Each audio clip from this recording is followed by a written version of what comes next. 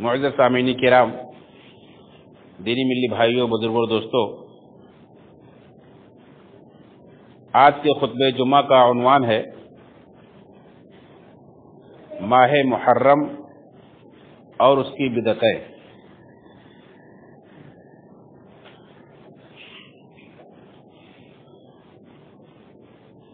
ہر سال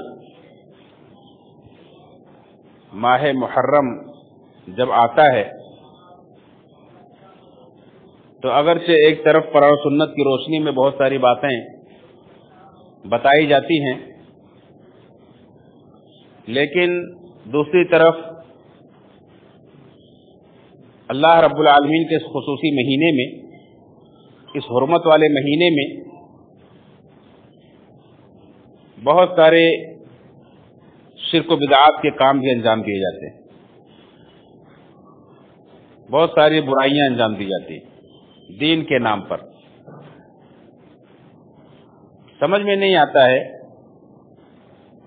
کہ ایک مسلمان، ایک کلمہ پڑھنے والا، اللہ کے رسول صلی اللہ علیہ وسلم کا امتی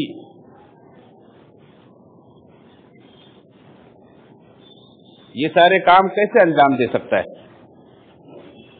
کیا قرآن و سنت کی باتیں سمجھ میں نہیں آتی یا ہم سمجھنا نہیں چاہتے؟ ہم آخر کس کی پیروی کر رہے ہیں؟ ہم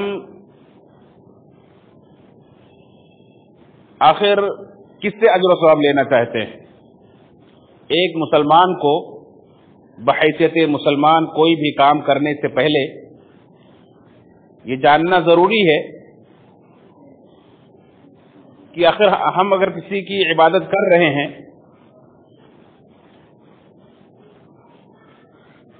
تو وہ کون ہے جس کی عبادت ہم کر رہے ہیں؟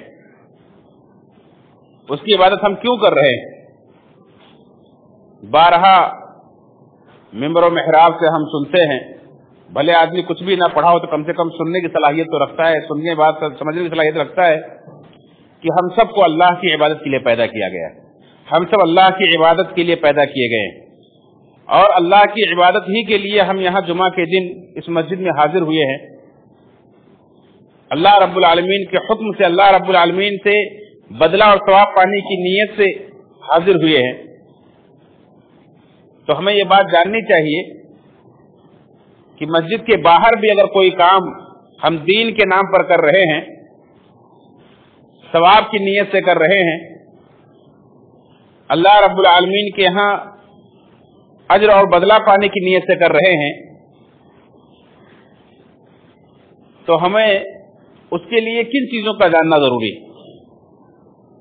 بنیادی طور پر یہ سمجھ لے کہ اگر اللہ رب العالمین ثواب دینے والا ہے، بدلہ دینے والا ہے، تو حکم بھی صرف اللہ رب العالمین کا ہی چلے گا۔ اللہ رب العالمین اسی پر بدلہ دے گا جو اللہ رب العالمین نے آپ کو کرنے کے لیے کہا ہے، جو اللہ رب العالمین نے آپ کو حکم دیا ہے۔ جن کاموں کے کرنے کا اللہ رب العالمین نے آپ کو حکم نہیں دیا ہے، اللہ رب العالمین اس پر اور بدلہ کیوں دے گا؟ ہم کسی اور کی پیروی کریں، اپنی خواہشات کی پیروی کریں، باپ دادا کے طریقے کی پیروی کریں، اور چاہیں کہ اللہ رب العالمین ہمیں اس پر اجر دے، ثواب دے، کیا اس کی دلیل کوئی قرآن و سنت کے اندر ہے؟ کہ ہم اپنی دنیا کے اندر کچھ بھی کریں، ہمارے جو دل میں آئے، جو ہماری خواہشات ہوں، جو ہم چاہیں وہ کریں، ہمارے باپ دادا جو کرتے آئے ہم کریں، یا کوئی بھی آدمی کچھ کہہ دے اور ہم اس کی پیروی کریں، اللہ رب العالمین اجر دے گا؟ نہیں۔ یہ اختیار صرف اللہ رب العالمین کو، کہ اللہ رب العالمین نے آپ کے لیے جو دین بھیجا ہے، اللہ رب العالمین نے اس دین کو آپ کے لیے مکمل کیا ہے، اللہ رب العالمین کو ہی یہ اختیار حاصل ہے کہ آپ کے لیے وہ شریعت کے طریقے مقرر کرے کہ آپ کے لیے عبادت کا طریقہ کیا ہونا چاہیے، کس پر کتنا اجر ملنا چاہیے، کیا آپ کے لیے حلال ہے، کیا آپ کے لیے حرام ہے۔ یہ سارے اختیارات اللہ رب العالمین کے پاس۔ آئیے ہم دیکھیں، اس اصولی بات کو جاننے کے بعد ہم دیکھیں کہ ماہ محرم کے تعلق سے اللہ رب العالمین نے ہمیں اور آپ کو کیا احکامات دیے۔ سورہ توبہ کی آیت نمبر 36 میں اللہ نے فرمایا ان عدۃ الشہور عند اللہ 12 شہرا فی کتاب اللہ یوم خلق السماوات والارض، بے شک مہینوں کی تعداد اللہ کے نزدیک اللہ کی کتاب میں 12 ہے، اس دن سے جس دن سے اللہ نے زمین و آسمان کو پیدا کیا ہے۔ منہا 4 حرم، ان 12 مہینوں میں سے 4 مہینے حرمت والے ہیں، عزت و احترام والے ہیں، مقدس مہینے ہیں۔ ذالک الدین القیم، یہی سیدھا دین ہے۔ فلا تظلموا فیہن انفسکم، تو ان حرمت والے مہینوں کے اندر خصوصی طور پر تم اپنے نفسوں پر ظلم نہ کرو، یعنی کسی بھی قسم کا کوئی گناہ کا کام نہ کرو۔ یوں تو ظلم کا کام، گناہ کا کام سال کے 12 مہینوں میں کبھی بھی حرام ہے، لیکن ان حرمت والے مہینوں کے اندر خصوصی طور پر اس کا احترام کرتے ہوئے آپ اس سے بچیں۔ یہ اللہ رب العالمین کا حکم ہے، فلا تظلموا فیہن انفسکم، حرمت والے مہینوں کے اندر اپنے نفسوں پر ظلم نہ کرو۔ اور مفسرین نے کہا ہے کہ جہاں حرمت والے مہینوں کے اندر خصوصی طور پر قتال سے منع کیا گیا ہے، وہیں عمومی طور پر ہر قسم کے گناہ سے منع کیا گیا ہے، جیسا کہ مشہور اور عظیم مفسر قرآن حافظ ابن کثیر رحمۃ اللہ علیہ کہتے ہیں کہ ان حرمت والے مہینوں کے اندر گناہوں کا بدلہ، گناہ کے کاموں کی سزا بڑھ جاتی ہے، جس طرح سے نیکیوں کا بدلہ اللہ تعالیٰ بڑھا کر کے دیتا ہے، ایسے خصوصی حرمت والے مہینوں کے اندر آپ جب کوئی گناہ کا کام کرتے ہیں تو اللہ تعالیٰ اس پر آپ کو اور زیادہ گناہ دے گا، آپ کو اور زیادہ بڑی سزا دے گا، کیونکہ اس کے اندر اللہ رب العالمین نے خصوصی طور پر آپ کو ظلم کرنے سے منع کیا ہے۔ اور یہ اللہ رب العالمین کو اختیار ہے کہ اللہ رب العالمین اپنے مہینوں میں سے کس کو حرمت والا مہینہ ٹھہرائے گا۔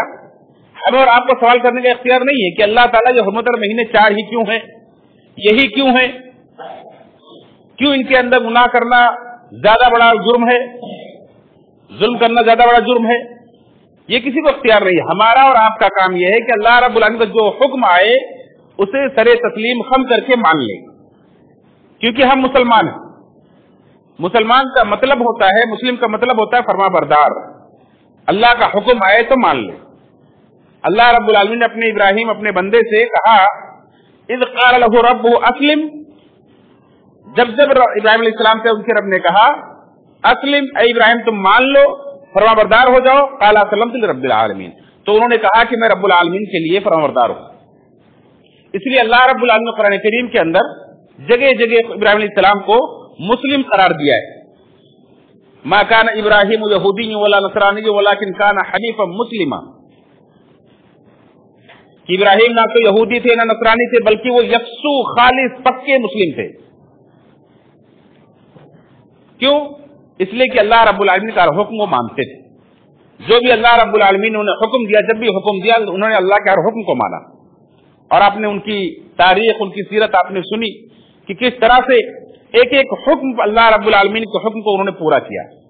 وَإِذِ ابْتَلَىٰ إِبْرَاهِيمَ رَبُّهُ بِكَلِمَاتٍ فَأَتَمَّهُنَّ، جب ابراہیم کو ان کے رب نے بہت ساری باتوں میں آزمایا، فَأَتَمَّهُنَّ، سارے امتحان کو انہوں نے پورا کیا۔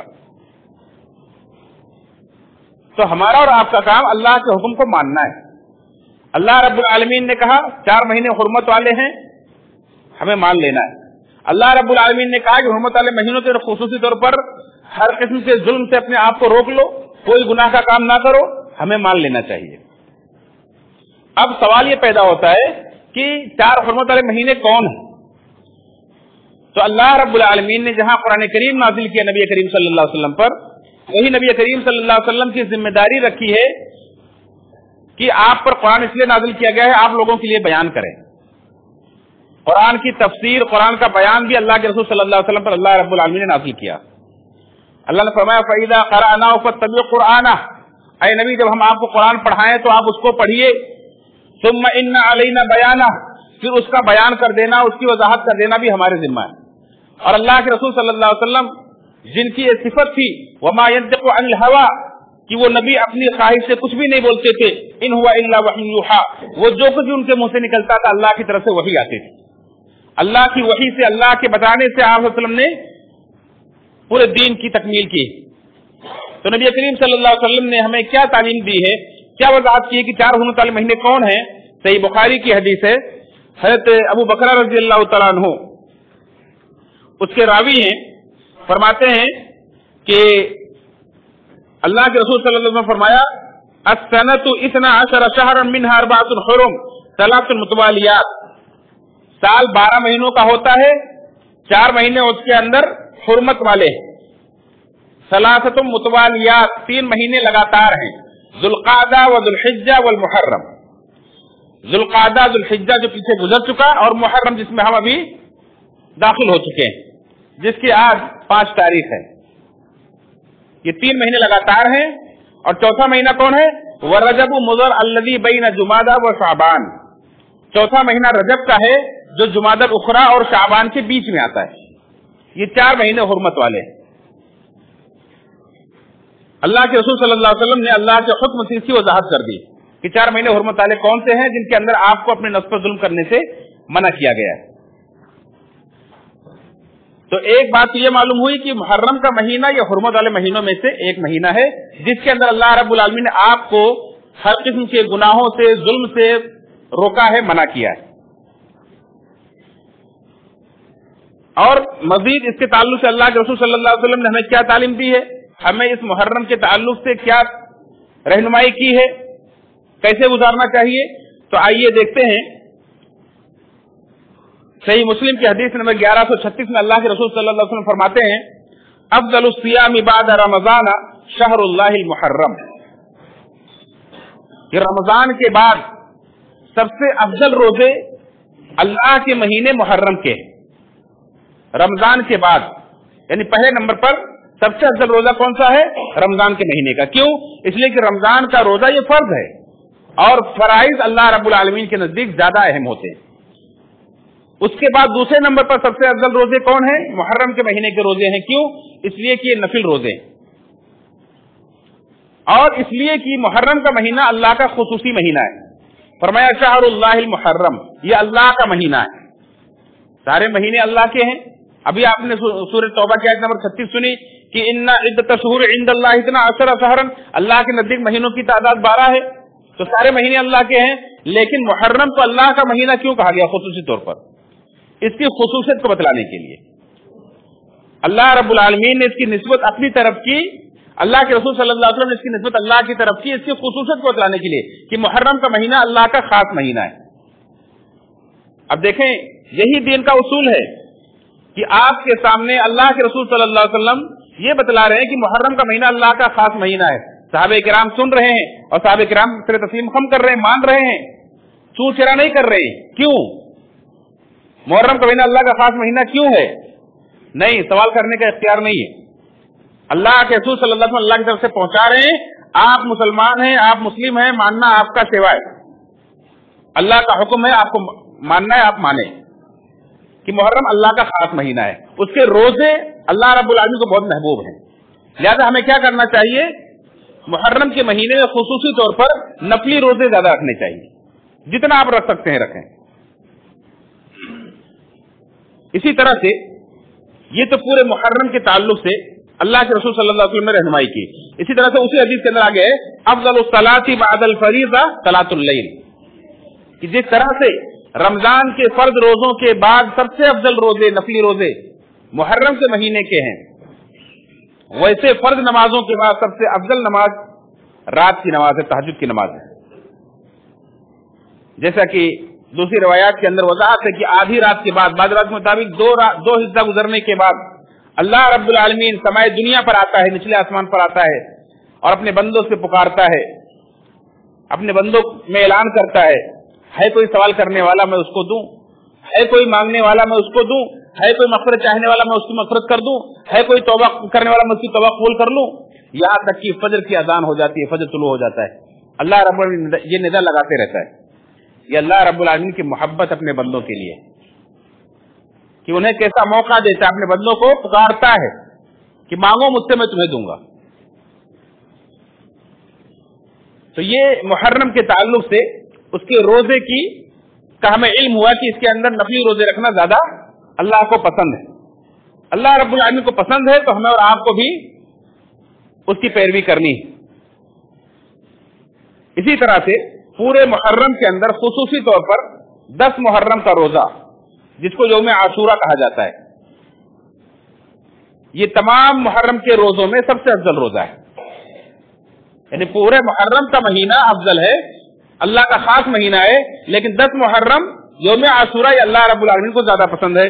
جیسا کہ صحیح بخاری اور صحیح مسلم کے اندر یہ روایت ہے، صحیح بخاری کے اندر 2006 اور صحیح مسلم کے اندر 1132، عبداللہ بن عباس رضی اللہ عنہ بیان فرماتے ہیں کہ ما رأيت النبي صلی اللہ علیہ وسلم يتحرى صيام يوم فضله على غيره الا هذا اليوم يوم عاشوراء. میں نے اللہ کے رسول صلی اللہ علیہ وسلم کو خاص طور سے تلاش کر کے دوسرے دنوں پر اس کو فضیلت دیتے ہوئے کسی دن کا روزہ رکھتے ہوئے نہیں دیکھا سوائے اس دن کے، یعنی یوم عاشورہ کے. وهذا الشهر، اور اس مہینے یعنی رمضان. اللہ کے رسول صلی اللہ علیہ وسلم زیادہ اہمیت یا تو رمضان کے مہینے کو دیتے تھے روزے کے لیے، اور یا تو یوم عاشورہ کو اہمیت دیتے ہوئے، اس کو فضیلت دیتے ہوئے روزہ رکھتے تھے، اس کا خاص اہتمام کرتے تھے. ورنہ ہم جانتے ہیں کہ ہمارے نبی کریم صلی اللہ علیہ وسلم ہر مہینے میں نفلی روزے رکھتے تھے. تھوڑا آگے کھسک کر بیٹھے، پیچھے بھائیوں کی جگہ نہیں مل رہی. خطبے دوران کوئی بات چیت نہ کرے، لیکن جس کے سامنے جگہ خالی ہو خود سے کھسک کر کے جگہ آگے پر کر لیں. دیکھیں اگلی سب میں 2-3 آدمیوں کی جگہ خالی. اسی طرح سے صحیح بخاری اور صحیح مسلم کی ایک روایت ہے، عائشہ رضی اللہ عنہا سے مروی ہے، فرماتی ہیں کہ کانت قریش تصوم عاشوراء فی الجاہلیہ. زمانے جاہلیت یعنی اسلام آنے سے پہلے، نبی کریم صلی اللہ علیہ وسلم کے نبی بنائے جانے سے پہلے قریش کے لوگ، مکہ کے لوگ یوم عاشوراء کا روزہ رکھتے تھے. اللہ کے رسول صلی اللہ علیہ وسلم یوم عاشوراء کا روزہ رکھتے تھے. فلما ہاجر الی المدینہ، جب اللہ کے رسول صلی اللہ علیہ وسلم مدینہ ہجرت کر کے آ گئے، یعنی آپ نبی بنا دیے گئے، 13 سال آپ نے مکہ میں گزارے، اس کے بعد ہجرت کر کے مدینہ آ گئے، تب تک آپ رکھتے تھے. مدینہ جب آپ آئے تب بھی آپ نے اس کا روزہ رکھا. صامہ امر بصیامہ، آپ نے خود بھی روزہ رکھا، صحابہ کرام کو بھی روزہ رکھنے کا حکم دیا. یہاں تک کہ ربیع بنت معوذ رضی اللہ عنہ بیان فرماتی ہے کہ اللہ کے رسول صلی اللہ علیہ وسلم نے مدینہ کے آس پاس دوسرے جو چھوٹے چھوٹے بستیاں تھیں جہاں مسلمان رہتے تھے، ایک اعلان کرنے والا بھیجا کہ جاؤ اعلان کر دو کہ آج یوم عاشوراء سب کو روزہ رکھنا ہے. سب روزہ رکھتے تھے. ربیع بنت معوذ رضی اللہ عنہ کہتی ہیں کہ یہاں تک کہ ہم اپنے بچوں کو بھی روزہ رکھواتے تھے، چھوٹے چھوٹے بچوں کو روزہ رکھواتے تھے، اور اگر وہ بھوک اور پیاس کی وجہ سے روزہ توڑنا چاہتے، رونے لگتے تھے، تو ہم انہیں کھلونے دے دیا کرتے تھے. کھلونے دے کر کے انہیں چپ کرا دیا کرتے تھے کہ یہ روزہ پورا کر لو. یعنی صحابہ کرام بڑے اہتمام سے کا روزہ رکھتے تھے اور بچوں کو بھی رکھواتے تھے. لیکن آگے کیا ہوا؟ فلما فرض شهر رمضان، جب رمضان کے مہینے کا روزہ فرض ہو گیا، قال من شاء صامه ومن شاء تركه، تو نبی کریم صلی اللہ علیہ وسلم نے فرمایا کہ اب جو چاہے رکھے، جو چاہے چھوڑ دے. مطلب پہلے یوم عاشوراء کا روزہ گویا کہ لازمی رکھا جاتا تھا، واجب تھا لوگوں پر رکھنا، نبی کریم صلی اللہ علیہ وسلم کا حکم تھا. لیکن جب رمضان کا مہینے کا روزہ فرض ہو گیا تو یوم عاشوراء کے روزے کا درجہ نفل کا ہو گیا. اب جو چاہے رکھے، جو چاہے نہ رکھے. یعنی جو رکھے گا اس کو ثواب ملے گا، جو نہیں رکھے گا اس کو کوئی گناہ بھی نہیں ہوگا. یہ نفل ہے، اور نفل اپنی مرضی کی عبادت ہوتی ہے. آدمی کرے گا تو ثواب پائے گا اللہ کے ہاں، نہیں کرے گا تو کوئی گناہ بھی نہیں پائے گا. اور اس کا ثواب کیا ہے؟ صحیح مسلم کی حدیث نمبر 1162 ہے. ابو قتادہ رضی اللہ عنہ اس کے راوی ہیں، کہتے ہیں کہ اللہ کے رسول صلی اللہ علیہ وسلم سے پوچھا گیا یوم عاشوراء کے روزے کے بارے میں کہ اس کا ثواب کیا ہے. تو اللہ کے رسول صلی اللہ علیہ وسلم نے فرمایا یکفر السنۃ الماضیہ، یوم عاشوراء کا ایک روزہ گزشتہ 1 سال کے گناہوں کو مٹا دیتا ہے.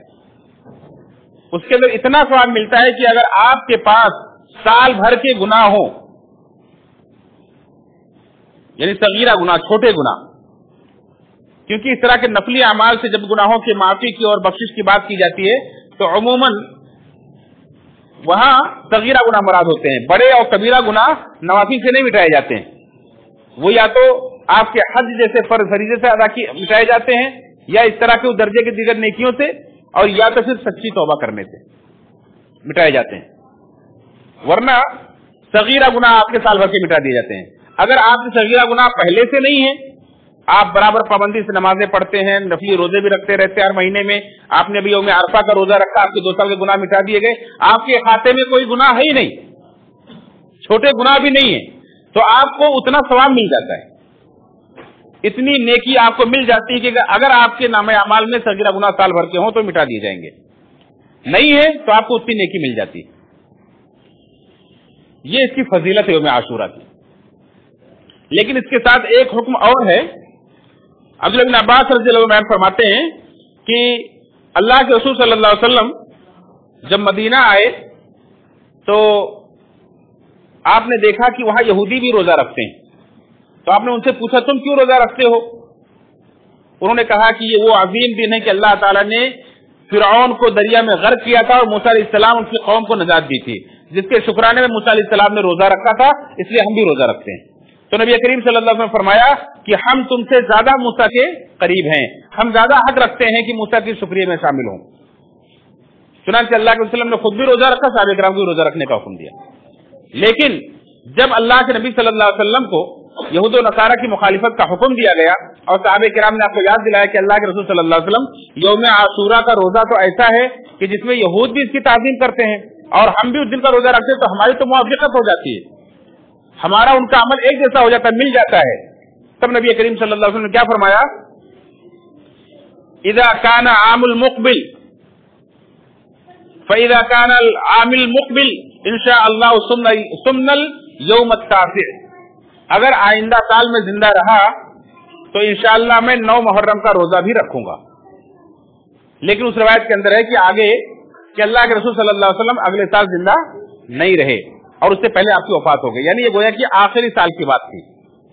آپ برابر 13 سال مکہ کے اندر, 10 سال مدینہ کے اندر یوم عاشورہ کا روزہ رکھتے رہے, لیکن آخر میں آخری سال جب آپ کو یاد دلایا گیا کہ یوم عاشورہ ایسا دن ہے کہ یہود بھی روزہ رکھتے ہیں, ہم بھی رکھتے ہیں, وہ بھی تعظیم کرتے ہیں, تو ہمارا ان کا عمل مل جاتا ہے اور ہمیں قرآن و سنت کے اندر جگہ جگہ یہود و نصارہ کی مخالفت کرنے کا حکم دیا گیا ہے.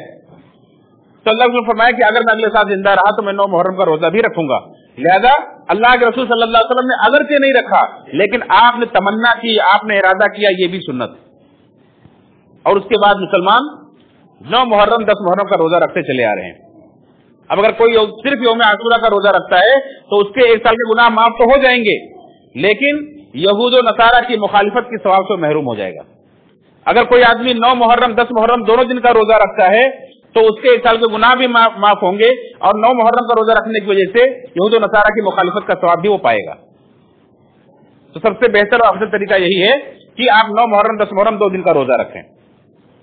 اسی طرح بعض روایت کے اندر اگر کوئی 9 نہ رکھ سکے تو 9 10 یا 10 11 دونوں رکھنے کا تذکرہ ملتا ہے, لیکن وہ روایت چونکہ ضعیف ہے اس لیے میں اس کا تذکرہ نہیں کر رہا ہوں. یہ ماہ محرم کے تعلق سے قرآن و سنت کے احکام سے جو میں نے آپ حضرات کے سامنے بیان کیے. اب ایک سچے مسلمان کا کردار کیا ہونا چاہیے کہ اللہ کی بات آ گئی, اللہ کے رسول صلی اللہ علیہ وسلم کی بات آ گئی, ہمیں سر تسلیم خم کر دینا چاہیے, مان لینا چاہیے اور اس کی پیروی کرنی چاہیے, اس پر عمل کرنا چاہیے تاکہ ہم اللہ رب العالمین کے اجر, اللہ کے ثواب, اللہ کی مغفرت کے مستحق بن جائے.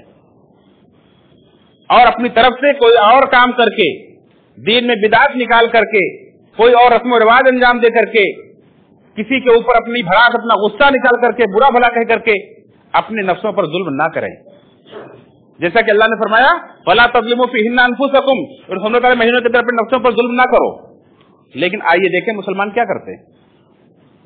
آج اسلام کے نام لیوا, قرآن و سنت کے حاملین, نبی کریم صلی اللہ علیہ وسلم کلمہ پڑھنے والے, اپنے آپ کو نبی کریم صلی اللہ علیہ وسلم کا امتی اور عاشق کہلانے والے, اس مہینے کے اندر محرم کے خاص کر یوم عاشورہ کے دن کیا کرتے ہیں؟ کیا یہی کام کرتے ہیں جو نبی کریم صلی اللہ علیہ وسلم نے بتلایا ہے؟ نہیں, نظر کچھ اور آتا ہے. آپ باہر نکل کر دیکھیں گے تو مسلمان اللہ کے رسول صلی اللہ علیہ وسلم کے نواسے حضرت حسین رضی اللہ عنہ کی شہادت کا غم مناتے ہیں اور نوحہ کرتے ہیں, ماتم کرتے ہیں, سینہ کوبی کرتے ہیں, اپنے آپ کو لہو لہان کرتے ہیں, کالے کپڑے پہنتے ہیں اور بہت سارے رسم و رواج انجام دیتے ہیں, مرثیے پڑھتے ہیں, محرم کے مہینے میں شادی بیاہ نہیں کرتے ہیں. یہ سارے احکام کس نے دیے؟ کیا اللہ رب العالمین نے یہ حکم دیا ہے؟ کیا اللہ کے رسول صلی اللہ علیہ وسلم نے یہ حکم دیا ہے کہ یہ سارے کام کریں؟ آپ قرآن و سنت اٹھا کر کے دیکھیں، اللہ کے رسول صلی اللہ علیہ وسلم کا حکم تو یہ ہے کہ جو بھی اللہ پر یوم آخرت پر ایمان رکھتا ہے اس کے لیے جائز نہیں ہے کہ کسی کی موت پر 3 دن سے زیادہ غم منائے. یعنی مومن کا جو اللہ پر یوم آخرت پر ایمان رکھتا ہے اس کو صرف اپنے کسی بھی عزیز کسی بھی قریبی کی موت پر 3 دن سے زیادہ غم منانا جائز نہیں. اور وہ غم منانا بھی کیسا ہوتا ہے؟ صرف غم منا سکتا ہے، سوگ منا سکتا ہے، آنکھ سے آنسو گر سکتے ہیں، زبان سے نازیبہ کلمات نہیں نکال سکتا ہے، واویلا نہیں کر سکتا ہے، جاہلیت کی پکار نہیں پکار سکتا ہے، نوحہ ماتم کرنے کی اجازت نہیں ہے. کیوں؟ نوحہ ماتم کرنا یہ جاہلیت کا شیوا ہے. اللہ کے رسول صلی اللہ علیہ وسلم نے فرمایا کہ النیاحۃ من عمل الجاہلیہ، نوحہ کرنا یہ جاہلیت کا کام ہے. آپ نے فرمایا کہ 4 کام ایسے ہیں جو میری امت کے لوگ نہیں چھوڑیں گے. 4 کام میری امت کے لوگ نہیں چھوڑیں گے. 4 کام کون سے ہیں؟ دوسروں کے نسب میں تانا زنی کرنا، تو فلاں خاندان کا ہے، نیچے خاندان کا ہے. اپنے حسب نسب پر فخر کرنا، میں بڑا اونچے خاندان سے ہوں. تیسرا نوحہ و ماتم کرنا. چوتھا ہے ستاروں کے ذریعے سے، نچھتروں کے ذریعے سے بارش طلب کرنا. یہ 4 کام جاہلیت کے ہیں، اسلام کے نہیں ہیں. اب کوئی مسلمان اگر کرے تو کیا اس کو مسلمان سمجھیں گے؟ اسلام کا کام یہ سمجھیں گے جاہلیت کا کام کر رہا ہے. یعنی اسلام کے علاوہ کا کام ہے، اسلام سے پہلے کا کام ہے. یہ اسلام کے اندر کی گنجائش نہیں ہے. اسی طرح سے اللہ نے فرمایا لیس منا من لطم الخدود وشق الجیوب ودعا بالدعوى الجاہلیہ، وہ آدمی ہم میں سے نہیں ہے جو اپنے گالوں پر تھپڑ مارے، جو اپنے گریبان کو پھاڑے، جو آدمی جاہلیت کی پکار پکارے، یعنی مصیبت اور غم میں آواز بلند کرے، جاہلیت کی پکار پکارے، ہائے وائے مچائے، اس کو وہ ہم میں سے نہیں ہے. آپ نے اس سے اپنی برات کا اظہار کیا. نبی کریم صلی اللہ علیہ وسلم کا امتی نہیں ہے، آپ کے طریقے پر نہیں ہے وہ آدمی. اب دیکھیں مسلمان یہ کیا کر رہے ہیں، کہاں جا رہے ہیں؟ اللہ کے رسول صلی اللہ علیہ وسلم جو احکامات دیے ہیں ان کو چھوڑ کر کے ہم کیا کر رہے ہیں؟ اسی طرح سے یہ تو ایک کام ہو گیا. دوسرا کام یہ کرتے ہیں کہ بہت سارے لوگ جن سے سمجھ میں نہیں آتا ہے کہ حسین رضی اللہ عنہ کی شہادت کا یہ غم منا رہے ہیں یا خوشی منا رہے ہیں. غم منا رہے ہیں یا خوشی منا رہے ہیں. کیسے؟ آپ دیکھیں گے بہت سارے مسلمان نئے نئے کپڑے سلاتے ہیں. کیا آدمی غم میں نئے کپڑے سلاتا ہے؟ اچھی اچھی خوشبو لگاتے ہیں، ڈھول بجاتے ہیں اور جلوس نکالتے ہیں. کیا غم میں آدمی جلوس نکالتا ہے؟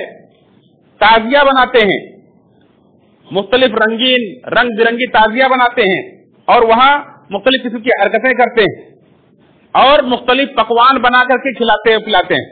دودھ کا شربت اور سبیلے لگاتے ہیں. خصوصی طور پر لوگوں کو دعوت دیتے ہیں پینے پلانے کی. رات میں کھچڑا بناتے ہیں اور صبح لوگوں کی دعوتیں کرتے ہیں اور کھچڑا کھلاتے ہیں. کیا یہ غم بنانے کا طریقہ ہے؟ آپ دیکھیں گے ایسے لوگ جو عید اور بقرہ عید میں جو خوشی کے دن ہے اس دن نئے کپڑے نہیں بنائیں گے، اس دن چھٹیاں نہیں کریں گے، اس دن اتنا خوشی کا اہتمام نہیں کریں گے. لیکن محرم کا مہینہ آیا تو خوشی کے سارے کام انجام دیں گے اور نام کیا دیں گے؟ ہمیں حسین رضی اللہ عنہ کی شہادت کا غم ہے. یہ کون سا غم؟ اگر غم ہے تو وہ منانا بھی جائز نہیں ہے کیونکہ 1400 سال ہو گئے اور یہ غم کا طریقہ ہے ہی نہیں، یہ تو خوشی کا طریقہ ہے. الٹا اللہ کے رسول صلی اللہ علیہ وسلم کی سنت کی مخالفت ہو رہی ہے. نبی کریم صلی اللہ علیہ وسلم مہینے کے اندر کثرت سے روزہ رکھنے کی ترغیب دے رہے ہیں کہ اللہ کو روزہ رکھنا پسند ہے. یوم عاشورہ کا روزہ رکھو، 1 سال کے گناہ معاف ہوں گے. اور ہم کہہ رہے ہیں کہ پانی پیو تو یاد کرو پیارے پیاسے حسین کی. نبی کریم صلی اللہ علیہ وسلم کی سنت کی مخالفت کی جا رہی ہے. ہم دیکھیں نبی کریم صلی اللہ علیہ وسلم کے ہم امتی ہیں، آپ سے محبت کرنے والے، آپ کے عاشق ہیں، یا ہم مخالفت کر رہے ہیں؟ نبی کہہ رہے ہیں روزہ رکھو، ہم کہہ رہے ہیں کہ پانی پیو شربت پیو. اتباع ہو رہی ہے کہ مخالفت ہو رہی ہے؟ میں کچھ نہیں کہہ رہا ہوں، آپ خود غور کریں. اسی طرح سے وقت بہت کم ہے اس لیے بہت مختصر طور پر چل رہا ہوں. ایک کام اور بہت سنگین، بہت بڑا ظلم کیا جاتا ہے. 10 دن کی مجلسیں لگا کر کے اللہ کے رسول صلی اللہ علیہ وسلم کے جانثار صحابہ پر تبرہ بازی کی جاتی ہے، انہیں برا بھلا کہا جاتا ہے، سب و ستم کیا جاتا ہے. نبی کریم صلی اللہ علیہ وسلم کے صحابہ ان کا مقام و مرتبہ کیا ہے؟ صرف ایک آیت پڑھ کے ان کا مقام و مرتبہ لانا چاہتا ہوں کہ اللہ رب العالمین ان کا مقام کیا بتلایا اور ہم کیا سمجھتے ہیں صحابہ کرام کو. آج کے مسلمان मुहर्रम के महीने में सहाबा को बुरा भला कहने वाले, उनको गालियां देने वाले क्या समझते हैं? और अल्लाह रब्बुल आलमीन कुरान करीम के अंदर क्या कहा है? आप सूरह फतह की आयत नंबर 29 खोलें और पढ़ें, देखें अल्लाह रब्बुल फरमाता है मुहम्मदुर रसूलुल्लाह, मोहम्मद सल्लल्लाहु अलैहि वसल्लम अल्लाह के रसूल हैं, वल्लदीना माहू, और जो उनके साथी हैं यानी सहाबा, जो नबी करीम सल्लल्लाहु अलैहि वसल्लम के सहाबा हैं, अशिद्दाउ अलल कुफ्फारी रुहमाउ बैनहुम, वो काफिरों पर तो बड़े सख्त हैं लेकिन आपस में बड़े रहमदिल हैं। अल्लाह रब्बुल आलमीन गवाही दे रहा है कि आपस में सहाबा का मामला बड़े रहमदिली का था, एक दूसरे पर बड़े मेहरबान थे। और हम क्या नक्शा पेश कर रहे हैं कि सहाबा तो बड़े लड़ने भिड़ने वाले थे आपस में। क्या हमारा पेश किया हुआ नक्शा सही है, तस्वीर सही, कि अल्लाह की बनाई हुई तस्वीर सही है? अल्लाह तस्वीर बनाकर हमें दिखा रहा है, देखो सहाबा आपस में बड़े रहमदिल थे। दूसरी बात क्या कह रहा अल्लाह ताला? तराहुम रुक्अन सुज्जदन यब्तगून फज़लन मिनल्लाहि व रिज़वाना, तुम उन्हें देखोगे कि रुकू कर रहे हैं, सजदा कर रहे हैं। क्यों? यब्तगून फज़लन मिनल्लाहि व रिज़वाना, अल्लाह रब्बुल आलमीन का फज़ल, उसकी रजामंदी चाहते हैं। अल्लाह उनके दिलों का हाल, हम तस्वीर बनाते तो सिर्फ ऊपर की जिस्म की बनाते हैं, अल्लाह दिलों का हाल जानता है। अल्लाह सहाबा के दिलों का हाल बयान कर रहा है, उनके ईमान, उनकी नीयतें बयान कर रहा है कि वो क्या चाहते हैं, अपने रब का फजल चाहते हैं, अपने रब की खुशी चाहने वाले सहाबा। नबी वसल्लम के सहाबा ऐसे थे कि अपने रब का फजल चाहते थे, इसलिए रुकू सजदे करते थे। सीमाहुम फी वुजूहिहिम मिन असर सुजूद, उनके चेहरों पर उनके सजदों के निशान हैं, उनके सजदों की वजह से उनके चेहरों पर निशान है। ज़ालिका मसलहुम फित तौरात, ये उनकी मिसाल तौरात के अंदर है। यानी नबी के आने से पहले जहां अल्लाह ने मूसा अलैहिस्सलाम पर नाज़िल की गई तौरात के अंदर नबी की पेशिनगोई कर दी थी कि आखिरी नबी ऐसे आएंगे, नबी के सहाबा की भी तस्वीर वहां दिखा दी थी कि नबी के सहाबा ऐसे ऐसे होंगे। तौरात के अंदर भी इसका जिक्र है। वो मसलहुम फिल इंजील, और इंजील के अंदर जो ईसा अलैहिस्सलाम पर नाज़िल की उसके अंदर भी सहाबा की तारीफ की गई। कैसे बताया गया है? अल्लाह ने फरमाया कज़रइन अखरज शतअहु, सहाबा की मिसाल एक खेती की तरह से है, एक पौधे की तरह जो अपनी पहली एक मामूली सी कोपल निकालता है। एक पौधा जो बड़ा होता है पहले मामूली सा कमजोर सा एक कोपल निकालता है। सहाबा भी ऐसे कमजोरी के साथ खड़े हुए। पहले शुरू में सहाबा कमजोर थे, फिर धीरे धीरे मजबूत हुए। कैसे? अल्लाह ने फरमाया कज़रइन अखरज शतअहु फआज़रहु, फिर वो पला बढ़ा, फस्तग़लज़ा, फिर सख्त हो गया, मजबूत हो गया, फस्तवा अला सूक़िही, फिर अपने तने पर डटकर खड़ा हो गया। इस तरह से ताकत और कुव्वत के साथ सहाबा किराम मजबूत हो गए। युजिबु ज़ुर्रा, वो किसान को खुश करने लगे। जैसे एक किसान अपनी खेती को बोता है, उसके अंदर पौधा निकलता, कोपल निकलती देखकर खुश होता है, फिर बढ़ता है, बढ़ते बढ़ते मजबूत हो जाता है, खेती तैयार हो जाती है, एक किसान अपनी मेहनत देख करके बड़ा खुश होता है। नबी करीम सल्लल्लाहु अलैहि वसल्लम जिन्होंने एक नर्सरी लगाई थी, साहबे किराम की एक खेती की थी, एक साहबे किराम की फौज तैयार की, जब आपने देखा अपने आखिरी उम्र में आप अपने हुजरे के अंदर है, बीमारी की आलम में है, नमाज के लिए नहीं आ सकते हैं, आपने अबू बकर को कह दो नमाज पढ़ाएं। अबू बकर मुसल्ले पर नमाज पढ़ा रहे हैं, साहबे किराम पीछे सफ लगाकर नमाज पढ़ रहे हैं। नबी करीम सल्लल्लाहु अलैहि वसल्लम अपने सहाबा को देखते हैं, चेहरे पर खुशी आ जाती है। एक किसान अपनी खेती देखकर जो खुशी महसूस करता है वो वही जानता है। नबी करीम सल्लल्लाहु अलैहि वसल्लम ने सहाबा को अपनी मस्जिद के अंदर देख रहे हैं, अबू बकर की इक़्तिदा में लोग नमाज पढ़ रहे हैं, आपके दिल में जो खुशी पैदा हुई नबी करीम सल्लल्लाहु अलैहि वसल्लम जानते हैं कि मेरे सहाबा देखो कल ये कितने कमजोर थे, सताए हुए थे, मजबूर थे, मक्का से निकाले गए थे, आज मदीना के अंदर किस कदर अल्लाह रब्बुल आलमीन ने ताकत और कुव्वत दी है, कैसे एक फौज तैयार हो गई सहाबा किराम की। युजिबु ज़ुर्रा, किसान देखकर तो खुश होता है, लियग़ीज़ बिहिमुल कुफ़्फ़ार, ताकि अल्लाह ताला इन सहाबे किराम के जरिए से कुफ़्फ़ार को चिढ़ाए। कुफ़्फ़ार देखकर चिढ़ते उन्हें, क्यों? कुफ़्फ़ार का इरादा क्या था? युरीदून अन युत्फ़िऊ नूरल्लाहि बिअफ़वाहिहिम, वो तो चाहते थे अल्लाह के नूर को, जो नबी करीम सल्लल्लाहु अलैहि वसल्लम ने दीन इस्लाम का ये नूर जो रोशन किया है, वो चाहते थे इस नूर को बुझा दें, अपने फूंकों से बुझा देना चाहते थे। क्या बुझा सके? नहीं। अल्लाह रब्बुल आलमीन उन्हें सहाबे किराम को मजबूत तनावर दरफ्त कर दिया। अब वो देख करके चिढ़ते हैं। यहूद और नसारा चिढ़ गए, दुनिया के कुफ्फार और मुश्रिकीन चिढ़ गए सहाबे किराम को देखकर। आज भी जो भले कलमा पढ़ते हो, भले अपने आप को मुसलमान कहते हो, जो सहाबा से चिढ़ता है वो काफिर हो सकता है, मोमिन नहीं हो सकता है। ये कुरान करीम की आयत बतलाती है, सहाबा से चिढ़ने वाला काफिर ही हो सकता है। جو لوگ صحابہ کرام کو گالیاں دیتے ہیں، یہ پورا ایران کا ملک اور اس کے حواری حزب اللہ نام سے تنظیمیں جو بنائی جاتی ہیں، یہ سب کون ہیں؟ صحابہ کرام کو دھرنے سے گالیاں دینے والے، ایسا ابو بکر صدیق رضی اللہ عنہ، عمر فاروق رضی اللہ عنہ کو گالیاں دینے والے، ایسا رضی اللہ عنہ کو گالیاں دینے والے، یہ اپنے آپ کو مسلمان کہتے ہیں؟ یہ شیعہ، یہ رافضی، یہ صحابہ کرام کو گالیاں دینے والے۔ اللہ نے فرمایا کہ یہ کفار ان سے چڑھتے ہیں، اور اللہ کا وعدہ ان سے کیا ہے؟ وعد اللہ الذین آمنوا منہم آمنوا وعملوا الصالحات منہم مغفرۃ واجرا عظیما۔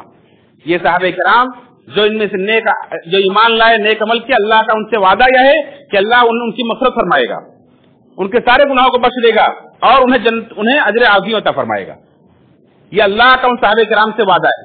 اسی لیے عبداللہ بن عمر کہتے تھے اللہ کے وسلم کے صحابہ کو گالی مت دو، انہیں برا بھلا نہ کہو، ایک صحابی کا نبی کے ساتھ ایک لمحے کے لیے کھڑے ہو جانا تمہاری پوری زندگی کی عبادت سے افضل ہے۔ نبی کریم صلی اللہ علیہ وسلم فرمایا کہ میرے صحابہ کو برا بھلا نہ کہو، میرا صحابی اگر تم احد پہاڑ برابر سونا خرچ کر دو تو میرے صحابی کے ایک مد یا آدھے مد کو بھی نہیں پہنچ سکتے ہو۔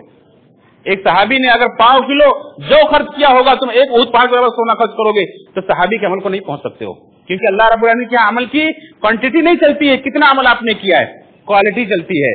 ایکم احسن عملا، تم میں سے اچھا عمل کرنے والا ہے کون ہے، اور صحابہ کرام سے بہتر عمل کرنے والا کون ہو سکتا ہے؟ تو یہ صحابہ کرام کا مقام ہے جو اللہ رب العالمین نے قرآن کریم میں بیان کیا ہے۔ اللہ کے رسول صلی اللہ علیہ وسلم کی صحیح حدیث صحیح بخاری کے اندر ہے کہ صحابہ کرام کو برا بھلا نہ کہو، وہ اگر تم احد پہاڑ برابر سونا خرچ کرو گے تو ایک صحابی کے ایک مد یا آدھے مد کو نہیں پہنچ سکتے ہو۔ عبداللہ بن عمر کہتے ہیں تم اللہ کے وسلم کے صحابہ کو برا بھلا نہ کہو، صحابہ کا نبی کے ساتھ ایک لمحے کے لیے کھڑے ہو جانا تمہاری پوری زندگی کی عبادت سے افضل ہے۔ امام طحاوی رحمۃ اللہ فرماتے ہیں کہ صحابہ کا مقام کیا ہے؟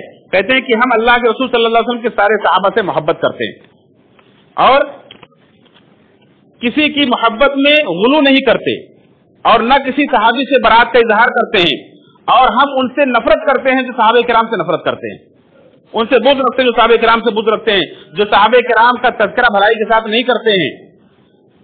اور صحابہ کرام کی محبت یہ دین ہے، ایمان ہے، احسان ہے، اور صحابہ کرام سے نفرت کرنا، ان سے بغض رکھنا یہ کفر ہے، نفاق ہے، بغاوت ہے۔ امام طحاوی رحمۃ اللہ علیہ اہل سنت والجماعت کا عقیدہ نقل کرتے ہیں۔ تو میرے بھائی اور دوستو، ماہ محرم حرمت والے مہینوں میں سے ایک مہینہ ہے، اللہ کا خاص مہینہ ہے، اس کے نفلی روزے اللہ کو بڑے محبوب ہیں، اور خصوصاً یوم عاشورہ کا روزہ، اس سے 1 سال گناہ معاف کیے جاتے ہیں۔ اتنا عمل آپ کریں، اللہ کی رضا پائیں، اور اس کے علاوہ جو بھی کام کیے جاتے ہیں یہ سب گناہ کے ہیں، ظلم کے، ان سے بچیں، چاہے وہ تازیہ اور ڈھول تاشے کا کھیل ہو، چاہے وہ صحابہ کرام کو برا بھلا کہنے والی مجلسیں ہوں، چاہے وہ نوحہ اور ماتم ہو۔ اللہ کے رسول صلی اللہ علیہ وسلم کو پتا تھا میرے نواسے کو شہید ہونا ہے، لیکن آپ نے کوئی حکم نہیں دیا اس تعلق سے کہ آپ کو اس کے بعد کیا کرنا ہے۔ مسند احمد کی روایت ہے، ام سلمہ جو فرماتی ہیں کہ اللہ کے رسول صلی اللہ علیہ وسلم ایک بار میرے پاس تھے، جبریل آپ کے پاس آئے ہوئے تھے، اتنے میں حسین رضی اللہ عنہ میرے گود میں تھے، وہ رونے لگے، میں نے انہیں چھوڑا تو نبی کے پاس چلے گئے، نبی کریم صلی اللہ علیہ وسلم نے انہیں اپنے پاس بٹھا لیا، تو جبریل امین نے پوچھا اللہ کے نبی آپ کو ان سے محبت ہے؟ آپ نے فرمایا ہاں۔ کہا آپ کی امت انہیں شہید کر دے گی، اگر آپ چاہیں تو میں اس کی مٹی بھی آپ کو دکھا دیتا ہوں، اور انہوں نے وہ مٹی دکھائی جو جسے کربلا کہا جاتا ہے، کہا یہاں آپ کے نواسے کو شہید کیا جائے گا۔ اللہ کے وسلم کو خبر دے دی گئی تھی، اللہ کی طرف سے مقدر تھا، اور شہادت یہ مومن کا، ہر مومن کا مقصود ہوتا ہے کہ مجھے اللہ کے راستے میں شہادت ملے۔ اسی لیے حسن و حسین یہ جنت کے نوجوانوں کے سردار ہیں، ان سے محبت ہمارا ایمان ہے، لیکن اللہ کے رسول صلی اللہ علیہ وسلم نے ہمیں کوئی بھی اس طرح کا نوحہ، ماتم، تعزیہ اور داری اور کوئی کام کرنے کا حکم نہیں دیا، اس لیے ہم کوئی کام نہیں کریں گے، ہم ان سے محبت کرتے ہیں۔ اللہ تعالیٰ سے دعا ہے رب العالمین ہم سب کو نبی کریم صلی اللہ علیہ وسلم کو سچا امتی بنائے، آپ کا سچا پیروکار بنائے، اور ہر قسم کے ظلم سے، گناہ سے، بدعات سے، شرک سے اللہ تعالیٰ ہم سب کی حفاظت فرمائے۔ آمین تقبل یا رب العالمین۔ ان اللہ وملائکته یصلون علی النبی یا ایھا الذین آمنوا صلوا علیہ وسلموا تسلیما۔ اللهم صل علی محمد وعلی محمد کما صلیت علی ابراہیم وعلی ابراہیم انک حمید مجید۔ اللهم بارک علی محمد وعلی محمد کما بارکت علی ابراہیم وعلی ابراہیم انک حمید مجید۔ عباد اللہ رحمکم اللہ، ان اللہ یأمر بالعدل والإحسان وإیتاء ذی القربى وینہی عن الفحشاء والمنکر والبغی یعظکم لعلکم تذکرون۔ اذکروا اللہ یذکرکم وادعوہ یستجب لکم ولذکر اللہ اکبر۔